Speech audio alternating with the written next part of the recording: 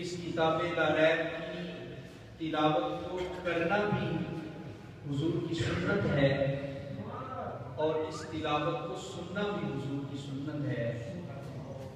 ایک حدیث میں ہے کہ آقا کریم علیہ الصلوۃ والتسلیم نے حضرت عبداللہ بن مسعود کو حکم دیا، اے عبداللہ مجھے قرآن کی تلاوت سناؤ۔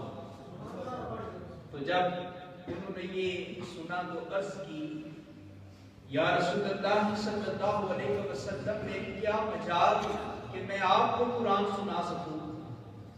آپ تو صاحب قرآن ہیں اور قرآن آپ کے وجود اقدس کے اوپر نازل ہوا ہے، حضور میں آپ کو کیسے قرآن سنا سکتا ہوں؟ تو حضور کا جواب سنیں۔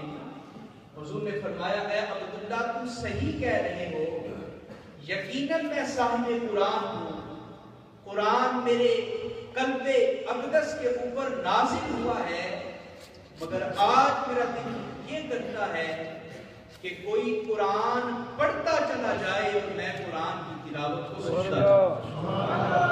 تلاوت قرآن حضرت قاری زین العابدین صاحب کر کے حضور کی سنت کو پورا کر رہے تھے، اور میں اور آپ اس تلاوت کو سن کے آقا کریم کی اس عظیم سنت کے اوپر عمل کرنے کی سعادت حاصل کر رہے تھے۔ اور انشاءاللہ العزیز ابھی چند ہی لمحوں میں ہمارے آج کی محفل کے خصوصی مہمان وہ آپ دیکھیں گے کہ جلوہ گر ہوں گے اور اپنی خوبصورت آواز کے ساتھ قرآن حکیم کی تلاوت ارشاد فرمائیں گے۔ نعت رسول مکرم صلی اللہ علیہ وسلم کے لیے تشریف لاتے ہیں سلاخان رسول محترم جناب محمد عبداللہ سیالوی صاحب۔